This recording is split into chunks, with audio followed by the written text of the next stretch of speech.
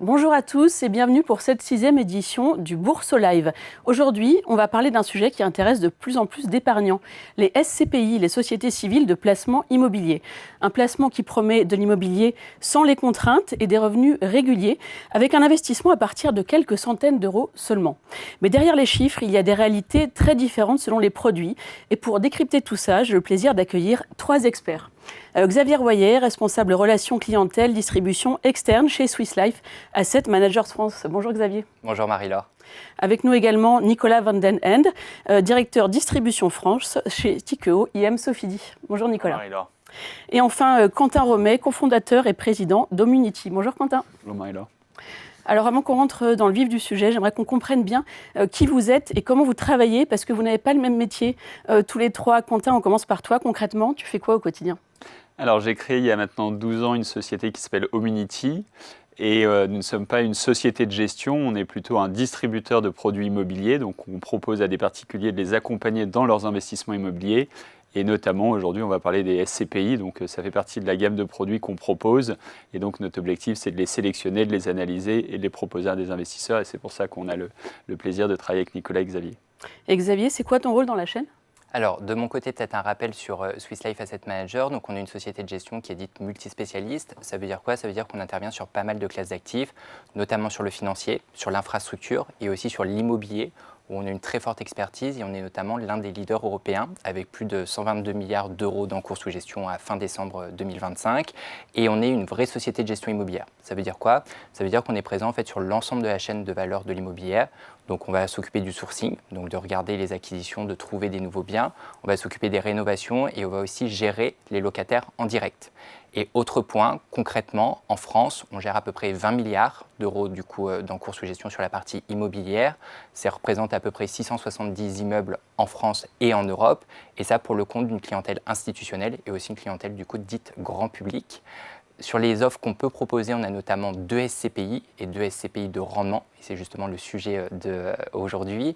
Une SCPI qui s'appelle ESG Pierre Capital, qui a été créée en 2017, et une SCPI qui est un petit peu plus récente, qui s'appelle Mistral Sélection, qui a été créée en avril 2024. Et de mon côté, concrètement, qu'est-ce que je fais ? J'accompagne en fait la distribution de ces solutions pour une clientèle de conseillers en gestion de patrimoine, d'acteurs Internet et notamment Boursorama. Et on a un côté, chez Swiss Life Asset Manager, un petit peu un double regard. Pourquoi ? Parce qu'on est une société de gestion, donc on gère des SCPI, comme je viens de le dire, mais on est aussi investisseur. Parce que dans certaines solutions en fait, d'épargne qu'on peut gérer, on analyse des SCPI et on va les intégrer à l'intérieur de ces solutions. Donc vraiment un double regard, investisseur et gérant. Alors Nicolas, on te connaît sous la casquette Sofidy. Aujourd'hui, Tikehau IM, tu nous expliques ? Oui, c'est assez simple en soi. Il y a très peu de temps, Sofidy et Tikehau IM ont fusionné pour ne former plus qu'un. Il y a un peu plus de 8 ans, Tikehau Capital avait racheté la totalité de Sofidy. De telle sorte que vous aviez dans Tikehau Capital 2 sociétés de gestion, Tikehau IM et Sofidy. Et puis, il nous semblait pertinent de pouvoir rassembler les 2 entités pour être plus fort, notamment sur l'immobilier, pouvoir créer une grosse plateforme immobilière de 15 milliards, s'appuyer sur l'ensemble des bureaux qu'on peut avoir partout en Europe pour pouvoir être plus puissant et continuer à proposer des produits. Ce qui est important, c'est de souligner qu'on garde la marque Sofidy et donc Tikehau IM, au travers de la marque Sofidy, va pouvoir proposer, va gérer des SCPI que nous proposons effectivement aux épargnants. Donc vous avez 3 regards vraiment complémentaires sur le même univers. Nicolas, on entend beaucoup parler des SCPI en ce moment, mais je pense que beaucoup de personnes n'ont pas encore franchi le pas finalement, peut-être parce que le fonctionnement peut paraître un petit peu opaque quand on ne connaît pas. Est-ce que tu peux nous expliquer simplement ce qu'on achète quand on investit dans une SCPI ? Oui, alors peut-être effectivement bien avoir en tête que lorsqu'on achète des parts de SCPI, on devient copropriétaire d'un parc immobilier. L'épargnant nous confie son épargne à nous, sociétés de gestion.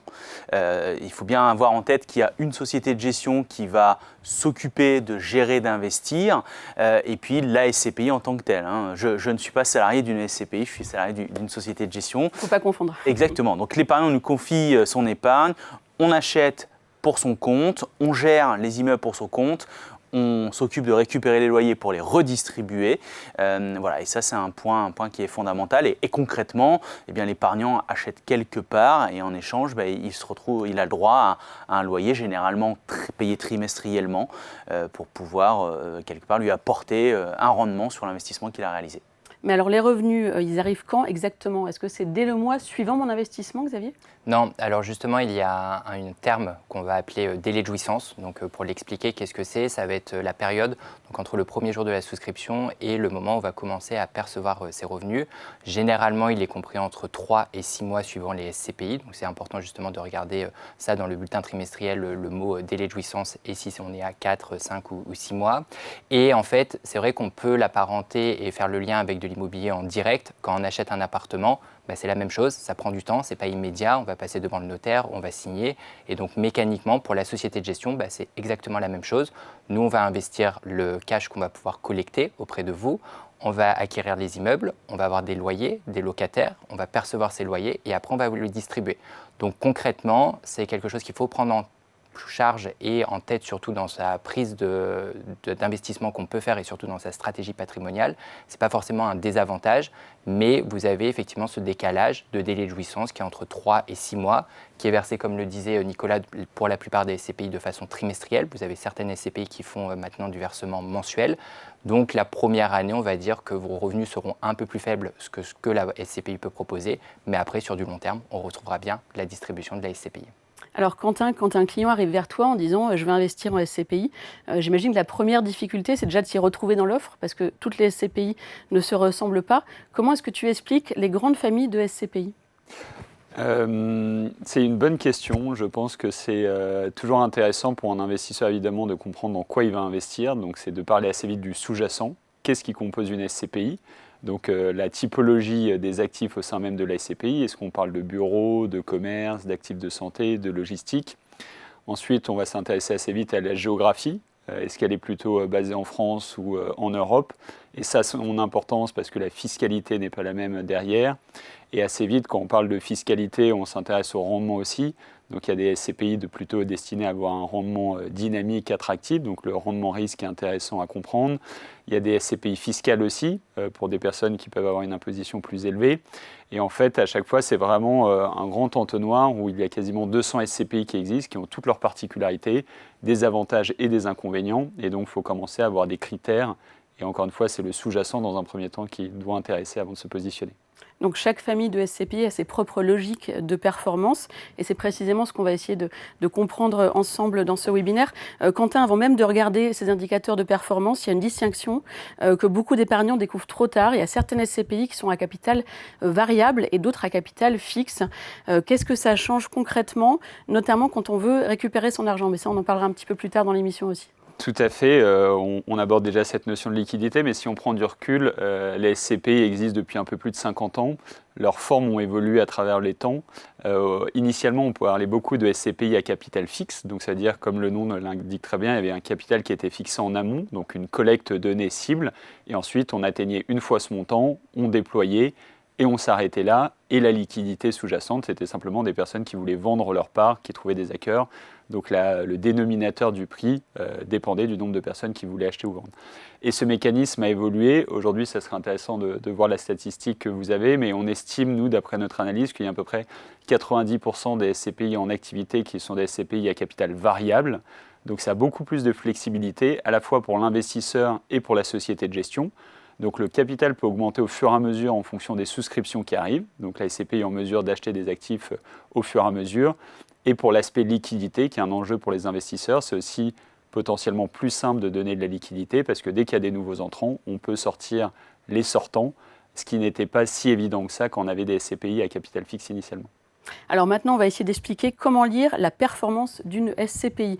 Le taux de distribution, c'est clairement le premier chiffre qu'on met en avant quand on présente une SCPI. Nicolas, tu peux nous expliquer exactement ce que c'est et comment il se calcule ce taux ? Oui, alors il y a deux taux de distribution. Je pense que c'est important de le dire puisque un épargnant qui va s'intéresser au SCPI va très rapidement être confronté à cet élément-là et c'est important qu'il ait bien en tête qu'il y en a deux. Il y a ce qu'on appelle le taux de distribution net.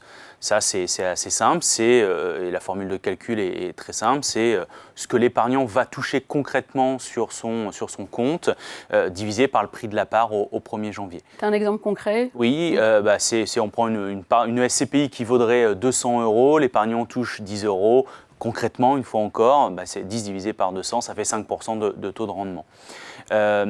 Ça, c'est pour le taux net. Et puis après, on a ce qu'on appelle le taux brut. Et le taux brut, c'est le premier qui est mis en avant. Ce taux brut, c'est un taux qui va réintégrer des éléments qui auraient été payés par la SCPI pour le compte des épargnants, typiquement de la fiscalité à l'étranger. Quentin parlait effectivement des différents pays. L'étranger, il y a un traitement fiscal qui n'est pas le même qu'en France. La SCPI s'acquitte directement de l'impôt localement. Et donc, on fait cette petite réintégration. Donc, si je reprends un exemple, pareil, je touche toujours 10 €, j'ai toujours payé ma part de 100. La SCPI a payé pour moi 2 € à l'étranger de fiscalité. Donc, en fait, mon montant brut, c'est 12 € divisé par 200, ça fait 6%. Voilà. C'est important d'avoir ça en tête pour pouvoir comparer à un moment donné les mêmes choses. Et puis pour l'épargnant qui a envie de toucher des revenus complémentaires, ce qui compte aussi à un moment donné, c'est ce qu'il va effectivement percevoir sur son compte. Donc voilà, d'où l'intérêt d'aller bien analyser les deux taux. Et pourtant, Quentin, ça serait malgré tout une erreur de s'arrêter uniquement à ce chiffre. Il y a un peu des pièges, tu nous expliques ? En fait, c'est ça qui est passionnant dans l'univers de la SCPI, et les SCPI produisent des rapports qui sont extrêmement complets. Donc la distribution est un élément, mais un peu comme quand un particulier va acheter un actif immobilier, sa valeur va augmenter ou potentiellement descendre. Donc on parle souvent du prix de part, son évolution dans le temps. Ça, c'est un premier élément qui va être intéressant. Au sein des SCPI, il y a aussi ce qu'on peut appeler grossièrement des réserves. Donc c'est un montant qui n'a pas encore été distribué aux investisseurs, qui a toute son importance. Et on parlait aussi en préambule de l'aspect de liquidité. Quand on est investisseur, c'est aussi intéressant de se dire est-ce qu'il y a des parts en attente ou pas. Et donc regarder juste un indicateur, ça serait un peu se tromper. C'est comme si on achetait un bien immobilier classique et qu'on regardait uniquement le prix de l'actif, le prix d'une chambre de bonne ou d'un T2, et qu'on ne regardait pas en fait plus concrètement toutes les données qui vont avec. Donc il y a notamment un point à prendre en compte, c'est que le taux est brut avant impôt. Donc ça veut dire que ce qu'on perçoit vraiment peut être bien inférieur en fonction de sa situation fiscale. Oui, mais ça, ce n'est pas propre à la SCPI. J'ai envie de dire, quand vous percevez des dividendes parce que vous êtes actionnaire de Total ou BNP Paribas, il y a la partie nette avant impôt et il y a la flat tax qui intervient. Et c'est un peu la même chose dans notre fiche de paie. Il y a un montant brut et un montant net, donc il y a des vrais écarts. Et la SCPI n'y échappe pas. Donc la partie brute et nette est bien à prendre en compte, et Nicolas l'expliquait très bien aussi. Ce qui est important aussi pour un particulier, c'est de prendre en compte sa situation à lui, quel est son niveau d'imposition, parce qu'on parle de tranche marginale d'imposition, donc tout le monde va avoir une imposition différente en fonction de son niveau de revenu. Xavier, toi, quand tu analyses le taux de distribution d'une SCPI, qu'est-ce que tu regardes plus particulièrement ? Alors oui, effectivement, que je rejoins mes collègues, c'est vrai que c'est un taux qui est important à regarder et qui est cohérent, mais il ne faut pas oublier qu'il y a quand même des dimensions aussi à regarder, il ne faut pas juste se baser là-dessus. Première chose qu'on va pouvoir regarder, c'est la régularité, notamment ce taux de distribution. On préférera une SCPI qui va verser du 4,5 de taux de distribution pendant 10 ans que plutôt une SCPI peut-être qui verse du 6%, mais qui va avoir un petit peu plus d'irrégularité. Deuxième point qu'on va regarder, c'est justement la provenance de ce taux de distribution. Est-ce que ça va bien juste des loyers ? Est-ce que ça vient des réserves que par exemple Quentin a pu parler ? Et après, ça va être aussi le positionnement du taux de distribution par rapport au marché. Avoir une SCPI qui a un taux de distribution qui est trop décorrélé par rapport à ce que le marché peut faire, ce n'est pas forcément très bon signe. Il faut creuser cet aspect parce que nous, ce qui va nous importer, c'est quand même la régularité. Il ne faut pas l'oublier aussi, c'est que les indicateurs qu'on regarde aujourd'hui, ils décrivent en fait le passé. Parce qu'à chaque fois, c'est l'année N-1 qu'on va commenter. Et nous, on reste sur du long terme. Et donc, il faut avoir cette régularité sur du long terme. Donc, c'est vrai que oui, il faut regarder ces indicateurs, mais avoir une vision pas uniquement, il faut avoir une vision globale. Alors Nicolas, depuis début 2026, il y a un nouvel indicateur, encore un, qui a fait son apparition dans les documents des SCPI, c'est la PGA, la performance globale annuelle. Alors c'est censé justement faire le calcul global rendement plus évolution du prix de part en un seul chiffre. Est-ce que finalement ça simplifie vraiment les choses ou ça les complexifie encore plus ? Je pense qu'il faut davantage le voir comme un élément qui vient simplifier, ou en tout cas livrer un indicateur supplémentaire à l'épargnant pour qu'il puisse, en bonne connaissance de cause, investir. C'est un point qui est vraiment important. La SCPI, ça reste un produit qu'il convient de bien appréhender. Il ne faut pas y aller comme ça, tête baissée. Il faut prendre le temps de bien choisir, aller analyser les différents indicateurs, les différents critères. Le PGA en est un. Effectivement, ça vient faire la combinaison des deux moteurs de performance qu'on trouve dans l'immobilier. Le loyer, la distribution, et puis l'évolution de l'immobilier dans le temps, tant à la hausse qu'à la baisse, c'est important, mais ça vient afficher sur l'année qui vient de s'écouler cette combinaison de ces deux moteurs de performance. Est-ce que tu peux nous donner un exemple? Si on voit une PGA de 8 ou 10%, comment est-ce qu'il faut faire le calcul pour vraiment bien comprendre? Vous pouvez, donc si on a une SCPI qui a distribué du 7%, qui a eu une augmentation du prix de la part de 3%, le PGA, ça sera 10%. Voilà, donc c'est intéressant. Là aussi, faut faire attention quand on voit des classements, de quelle façon c'est classé, parce que vous pouvez aussi avoir une SCPI qui n'a pas eu d'augmentation du prix de la part, mais qui a distribué 8. Et en termes de PGA, on comparera un 10 par rapport à un 8. Et pour un épargnant qui veut vraiment être là uniquement pour toucher des revenus, c'est peut-être plus intéressant d'aller sur celle qui a le plus haut niveau de distribution, quand bien même, et c'est important, il faut encore le rappeler, il ne faut pas purement et simplement se focaliser sur ce qui s'est passé l'année dernière, sur le taux de distribution de l'année dernière. Là, il faut se méfier du piège où on veut aller de l'avant en regardant dans le rétroviseur. Moi, celui qui conduit comme ça, je ne monte pas avec lui en voiture. Voilà. Alors Quentin, il y a beaucoup d'épargnants qui sont agréablement surpris par le taux de rendement affiché. Mais bon, c'est trompeur, il faut se méfier un petit peu de ce taux de rendement. Parce que notamment, l'avis d'imposition peut créer des surprises. Il peut y avoir des écarts avec ce qu'on pense percevoir et ce qu'on perçoit réellement après impôt. Comment faire le calcul? En fait, sur cette partie imposition, et on l'évoquait, mais tout le monde a des situations un peu différentes. La SCPI, c'est avant tout un placement qui est long terme. On n'est pas forcément là pour faire un coup et entrer et sortir. Le rendement qui est affiché, c'est aussi pour développer un projet par la suite. Ça dépend, on en reparlera par la suite, mais quel est le projet quand on investit de la SCPI? L'horizon de placement qui est recommandé, on parle quand même de 8-10 ans, mais la réalité, c'est que les personnes les détiennent beaucoup plus longtemps. Et sur ce niveau imposition, il y a les revenus qui vont être perçus directement par les investisseurs, il y a la revalorisation qui va intervenir au fur et à mesure du temps. Et selon la manière dont vous avez investi, si c'est en tant que particulier, vous avez investi en direct, vous aurez votre tranche marginale d'imposition plus CSG, CRDS. Si vous avez investi à travers votre contrat d'assurance vie, ça sera une imposition bien différente. Si vous avez investi à travers votre société, elle sera à nouveau différente. Mais évidemment, comme tout, entre le brut qui est affiché et le net après impôt, il y a une différence, il faut en être conscient. Mais c'est ça, c'est pas que propre à la SCPI, c'est propre à toute typologie de placement. Est-ce qu'on peut prendre un exemple, encore une fois, pour bien comprendre? Si on est imposé à 30%, avec un taux de distribution brut de 5%, ça devient environ 3,3% net. Donc il faut bien faire la différence. Et exactement, et encore une fois, c'est pas que propre à la SCPI. Toute typologie de placement va avoir son imposition. Et donc pour l'investisseur, dans ses calculs, il ne faut pas faire le raisonnement j'investis 100, le rendement est de 5%, donc je vais avoir 5 € dans ma poche. Il y a 5 €, mais il va y avoir une partie imposition, donc on aura réellement plutôt 3,3 € comme tu l'évoquais. Donc c'est important de toujours simuler son rendement net selon sa situation fiscale réelle, notamment pour comparer deux SCPI. Xavier, on va parler des SCPI européennes. Est-ce qu'elles changent vraiment la donne sur ce point fiscal dont on parlait, ou est-ce que finalement c'est juste un argument marketing? Alors non, ce n'est pas juste un argument marketing, c'est vraiment un levier, on va dire, dans une solution d'investissement.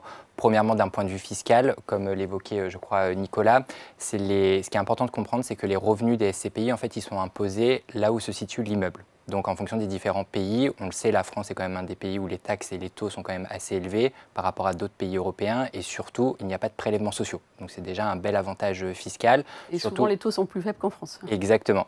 Et surtout pour des TMI, donc des tranches marginales d'imposition qui vont être élevées, donc supérieures à 41%, où là il y aura un avantage quand même assez conséquent. Et deuxième avantage aussi, c'est notamment une diversification, parce qu'on le sait, les cycles immobiliers ne sont pas forcément corrélés entre eux, entre les différents pays. Ça va permettre aussi aux investisseurs d'accéder à des marchés qu'ils ne pourraient pas forcément accéder, aller au Portugal, aller en Espagne ou en Italie. Ce n'est pas forcément le Français qui peut le faire, lui, de façon assez simple. Et on a aussi des aspects opérationnels qui sont avantageux, on va dire, dans certains pays européens, des frais notariaux par exemple qui sont un peu plus faibles, 2 à 4% par exemple en Europe du Sud, là en France on est plutôt à 8%. Vous n'avez pas de délai de réitération de promesses de vente en Italie, donc ça vous permet d'investir plus rapidement la collecte. Donc oui, c'est intéressant d'utiliser les SCPI européennes pour de la diversification. Attention néanmoins sur l'avantage fiscal, c'est uniquement si vous la souscrivez en direct. Si vous la mettez au sein d'un contrat d'assurance vie, ça sera l'enveloppe assurantielle et donc la fiscalité de l'assurance vie. Donc vous ne bénéficierez pas de cette partie, on va dire, avantage fiscal. Il y a très peu d'assureurs qui le prennent en compte. De mémoire, je crois qu'il y en a juste un sur le marché. Donc c'est plutôt sur du direct où effectivement cette partie fiscale sera intéressante, mais la diversification sera intéressante aussi bien en direct qu'en assurance vie. Alors Nicolas, on revient un petit peu en arrière. 2022 et 2023 ont été des années très difficiles pour de nombreux investisseurs en SCPI. Qu'est-ce qui s'est passé? Et surtout, quels sont les indicateurs qu'un investisseur doit surveiller aujourd'hui pour anticiper une éventuelle baisse de prix de part? Parce que je crois que c'est ce qui s'est passé à l'époque. Il y a une baisse brutale du prix de part qui n'avait pas été bien anticipée. Exactement. Ce qu'il faut avoir bien en tête, c'est que la valeur du prix de la part d'une SCPI peut varier à la hausse comme à la baisse. Et en fait, le reflet de la valeur du patrimoine immobilier qu'on trouve à l'intérieur de la SCPI. Ça, c'est important. Des experts indépendants évaluent maintenant tous les 6 mois le patrimoine de la SCPI, déterminent ce qui permet à la société de gestion de déterminer une valeur de référence qu'on appelle dans notre jargon, c'est un peu technique, mais la valeur de reconstitution. Et c'est une valeur pivot autour de laquelle, dans un tunnel, une fourchette de plus ou moins 10%, on fixe le prix de la part de la SCPI. Donc, ce qu'il faut retenir, c'est que le prix de la part, il est corrélé à la valeur de l'immobilier. 2022-2023, il s'est passé beaucoup d'éléments géopolitiques et macroéconomiques, une augmentation très violente des taux d'intérêt qui est venue bousculer l'immobilier de manière très forte et on a eu des baisses de valorisation importantes des patrimoines immobiliers qui a donc, dans certains cas, conduit certaines SCPI à être dans l'obligation de devoir baisser leur prix de part.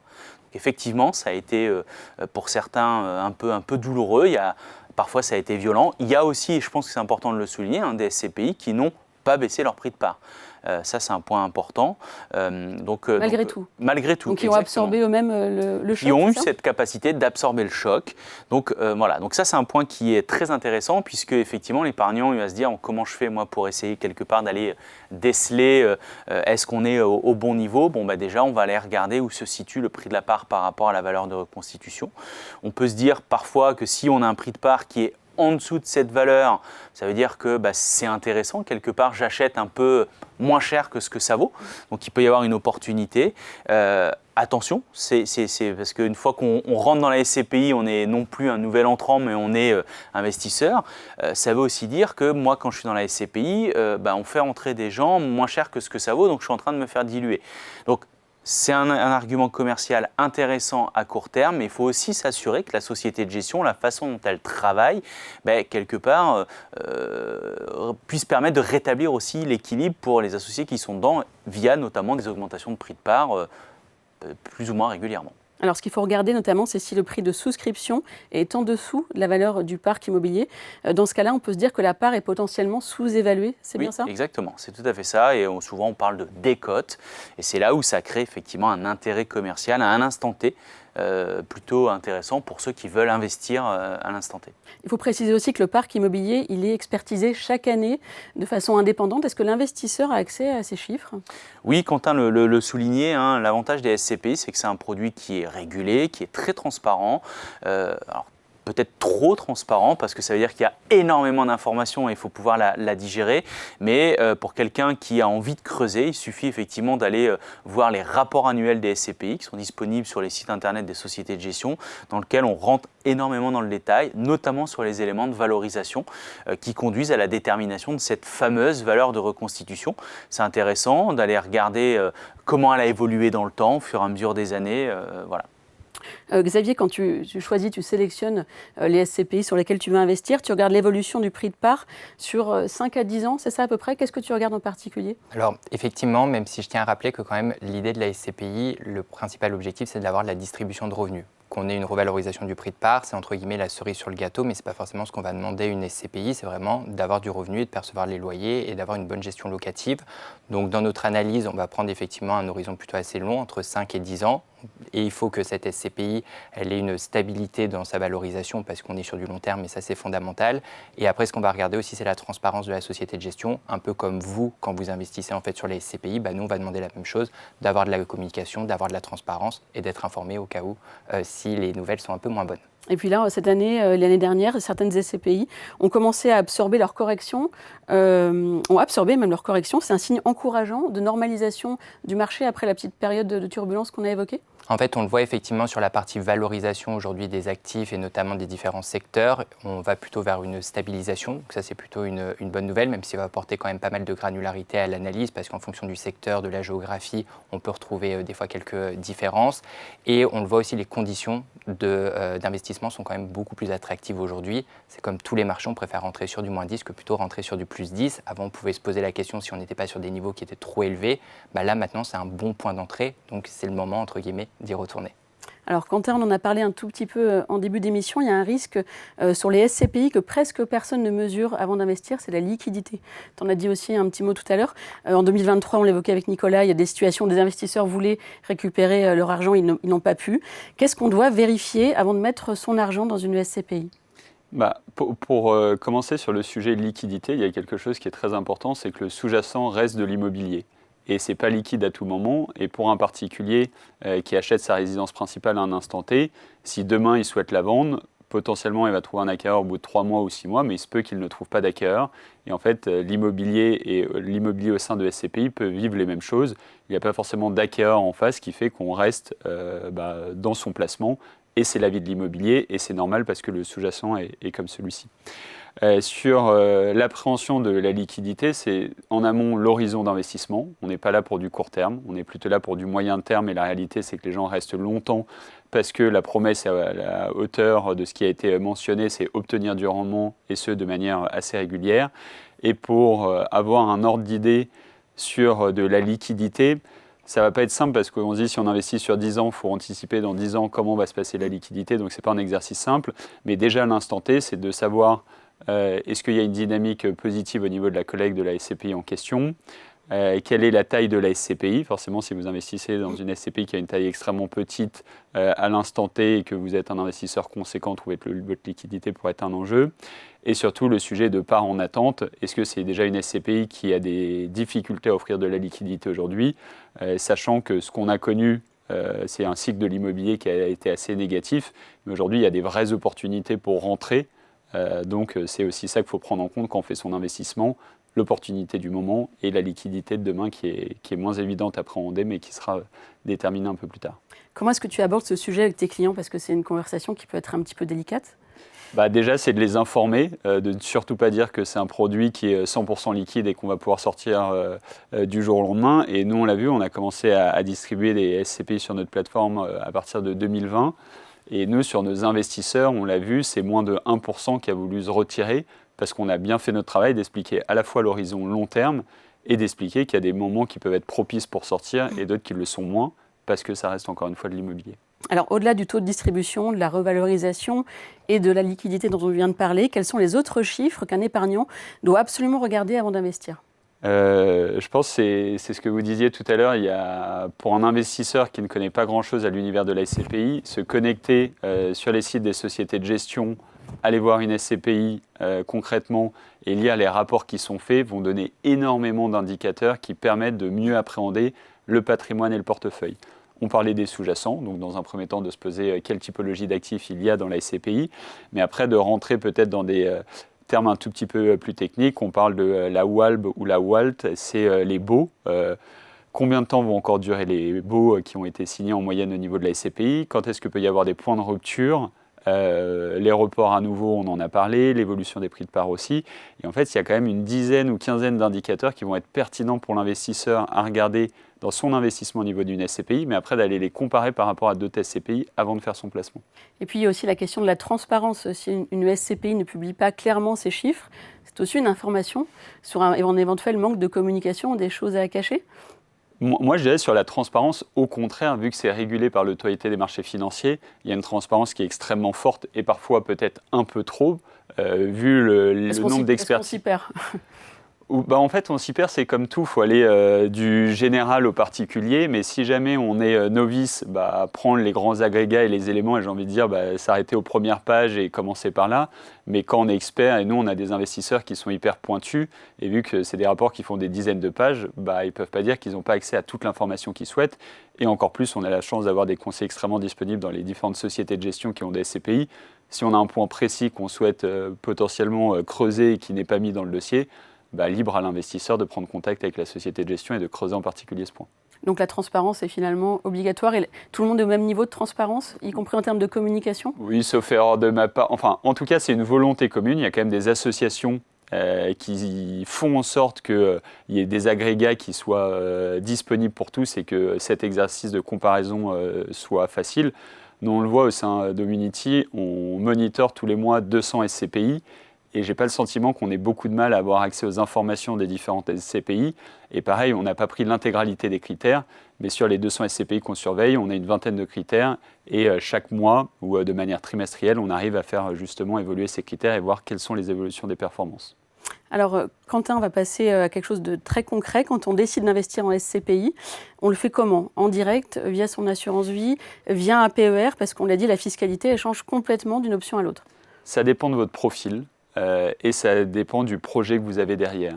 Si vous avez impérativement besoin de revenus avec le capital que vous allez investir, c'est peut-être plus pertinent de le faire en direct. Comme ça, Xavier le disait, il y a des distributions mensuelles ou trimestrielles, vos revenus tombent de manière mensuelle ou trimestrielle. Si au contraire, vous avez cette volonté un peu capitalisante et l'assurance vie et une enveloppe fiscale qui permet de le faire, ça peut être plus pertinent de le mettre dans un contrat d'assurance vie. Et après, il y a d'autres choses aussi qui sont intéressantes dans la manière d'investir. C'est qu'on peut investir en pleine propriété ou de manière démembrée aussi. On peut investir en cash ou avec un effet de levier à crédit, ce qui peut être un intérêt pour l'immobilier. Et toutes ces subtilités-là vont dépendre de la nature de l'investisseur et de son souhait, son horizon aussi. Si c'est pour un projet préparer sa retraite et que l'investisseur a 35 ans, il n'a pas forcément besoin de toucher ses revenus complémentaires à J+1. Donc finalement, il faut regarder sa tranche d'imposition, son horizon de placement aussi. Assurance vie ou PER, ça peut optimiser significativement les revenus quand on a un horizon de placement long. Tout à fait, c'est exactement et des revenus ça. Et d'un taux d'imposition élevé. Exactement, ce n'est pas forcément l'intérêt d'investir en direct en pleine propriété quand on a déjà une tranche marginale d'imposition assez élevée. Pareil, si on a fait assez peu d'effets de levier dans son patrimoine, il y a une vraie interrogation sur est-ce que je vais investir en cash ou à crédit. Ça fait partie des bonnes questions à se poser avant d'investir. Alors Quentin, combien de SCPI est-ce qu'il faut avoir dans son portefeuille? Comment tu guides quelqu'un qui part de zéro? Ça dépend de la taille du patrimoine de l'investisseur, mais une notion est clé dans l'immobilier, c'est cette notion de diversification de ses investissements, de lisser son risque au maximum. Vu qu'aujourd'hui les tickets d'entrée sont plutôt faibles dans une SCPI, je ne vois pas bien l'intérêt pour un investisseur de se positionner que dans une SCPI donnée. Donc moi j'aurais tendance à dire, dans un premier temps, quelqu'un qui commence à en faire 2 ou 3 différentes, et je dirais impérativement prendre des SCPI qui ont des typologies différentes. C'est ça l'intérêt en fait.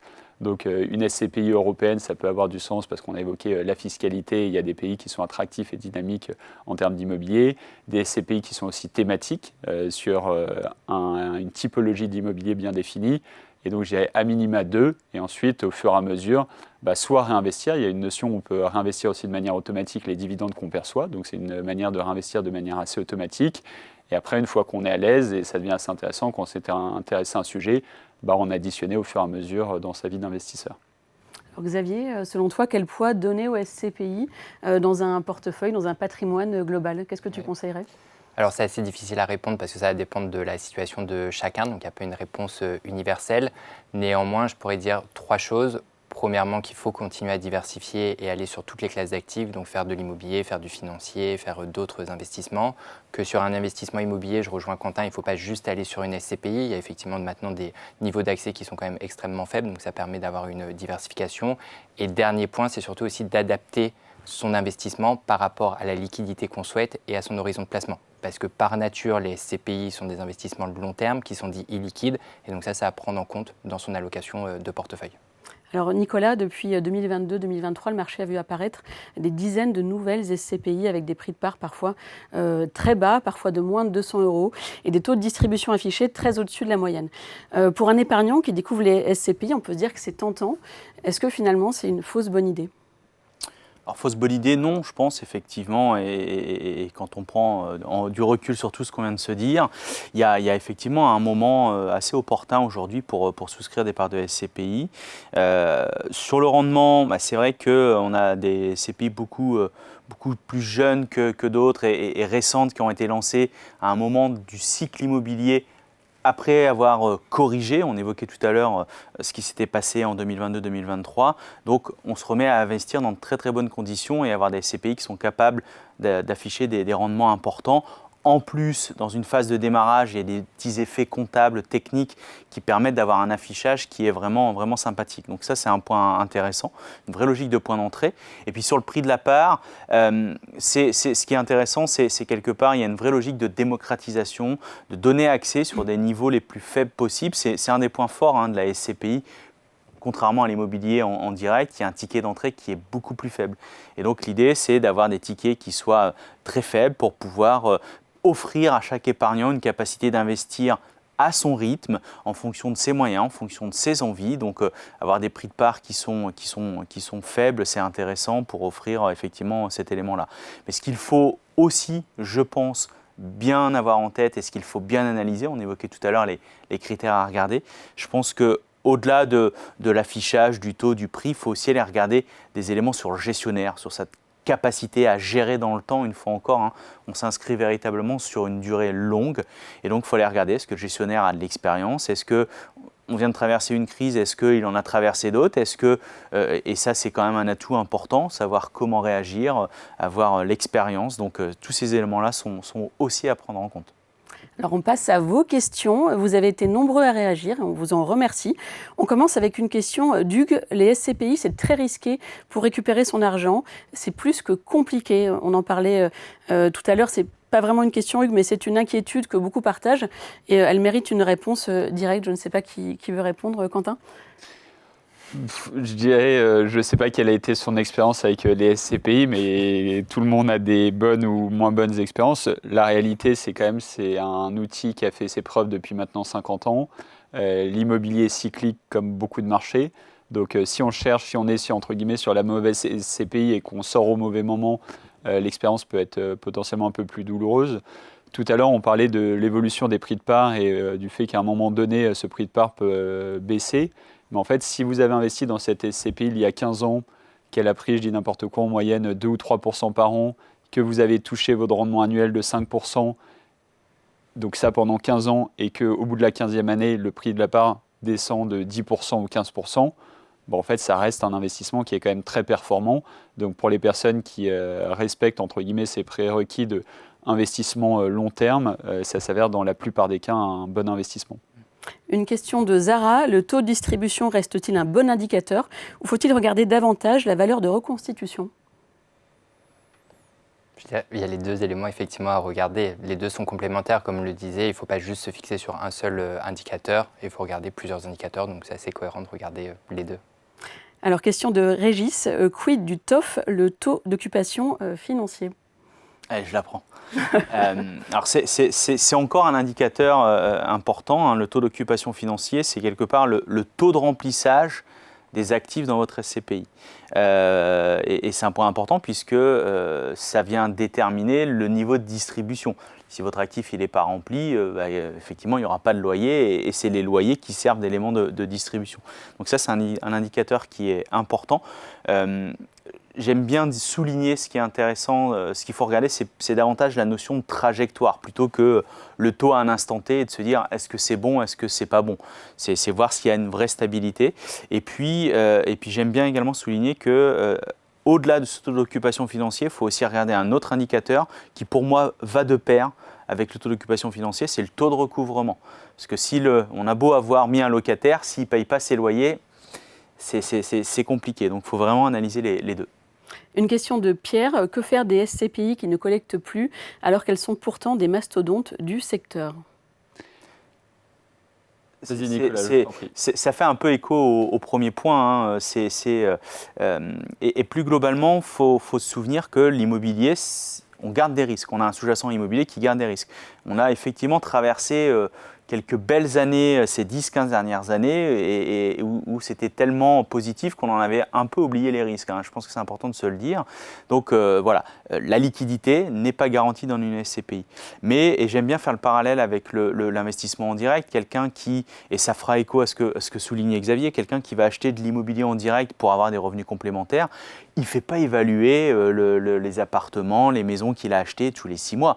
Tant qu'il a des revenus, c'est important. Donc effectivement, l'élément, c'est bien revenir sur ce qui vous a motivé à aller faire cet investissement-là, se rappeler une fois encore que c'est un investissement de long terme, voire de très long terme, et puis finalement se dire, est-ce que j'ai toujours la distribution que je voulais avoir? Si oui, ok, je ne peux pas sortir tout de suite, mais est-ce que j'ai un intérêt à sortir tout de suite? Voilà. Une autre question de Pierre, dans quelles SCPI européennes est-il avantageux d'investir en termes de rendement et de fiscalité, Quentin? J'allais juste revenir en arrière pour compléter ce que disait Nicolas et peut-être dans la notion de diversification.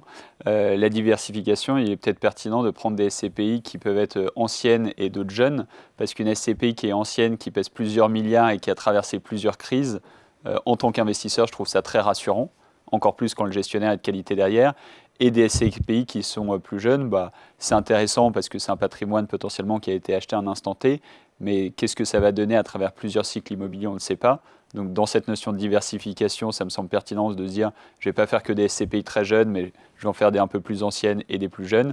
Et pour vous répondre à votre question sur la partie européenne, pareil, en termes de diversification, je trouve que c'est pertinent de se dire, l'Europe a des atouts. Il y a des endroits qui sont très dynamiques en ce moment. On voit qu'il y a énormément d'investissements qui se font au Royaume-Uni, en Italie, Europe de l'Est, l'Espagne. Pour autant, la France est un marché qui est très résilient dans la durée, sur tout un tas d'actifs. Donc j'aurais tendance à dire, l'Europe c'est très bien, il y a une fiscalité en plus qui est attractive, mais je ne serais pas obnubilé par l'Europe. Je prendrai aussi des SCPI qui sont présentes en France parce qu'on voit qu'on a notre pays a plein de qualités aussi, il faut le savoir, et donc on a une résilience économique intéressante pour les investisseurs. On arrive à la fin de cette émission, un dernier tour de table. Si nos téléspectateurs ne devaient retenir qu'une seule chose ce soir pour mieux investir en SCPI, ce serait quoi, Quentin? On commence par toi.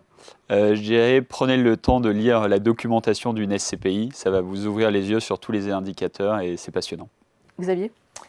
Qu'avant de choisir une SCPI, il faut choisir une société de gestion, parce que comme on le disait, en SCPI, on délègue totalement la gestion, et donc la confiance doit être au centre justement de cet investissement.